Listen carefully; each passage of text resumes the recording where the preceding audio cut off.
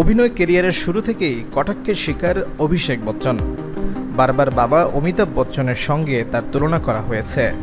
ধেয়ে এসেছে তীর্যক মন্তব্য। এই নেতিবাচক মন্তব্যগুলো নাকি অভিষেকের মনের উপর প্রভাব ফেলেছে।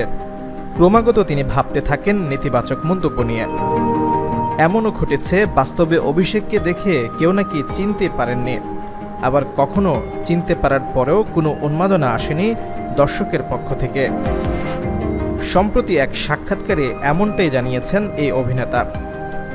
অভিষেক বলেছেন, কোথায় যাওয়ার পরে হয়তো কেউ চিনতেও পারল না বা ঘুরেও তাকালো না।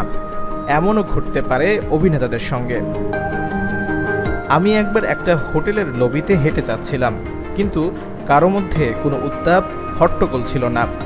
আমি একজন তারকা, তাই ভেবেছিলাম মানুষ হয়তো হইচই করবে, এসে স্বাক্ষর চাইবে, ছবি তুলতে চাইবে, কিন্তু সেই দিন কেউই আসেননি। সেই ঘটনাও হজম করে নিয়ে এগিয়ে যেতে হয়। এই ঘটনা বেশ কয়েক বছর আগের। অভিষেক জানান, ধূম মুক্তি পাওয়ার পরে কিছুটা বদল আসে। তারপর থেকে আরও পরিশ্রম করার তাগিদ বেড়ে যায় তার।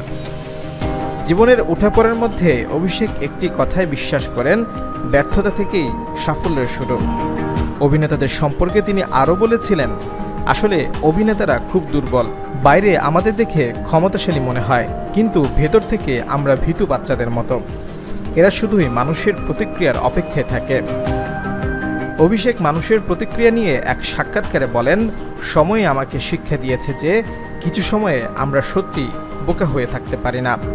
বেশি আদর্শবাদী হতে হবে না, কিন্তু এই আদর্শ আমি বিসর্জন দিতে পারবো না। সবাইকে আমি খুশি করতে পারবো না। ভালো লাগলে থাকুন, না হলে কেটে পড়ুন। যেদিন আমি এটা বলবো সেই দিন অভিনেতা হিসেবে আমার মৃত্যু হবে।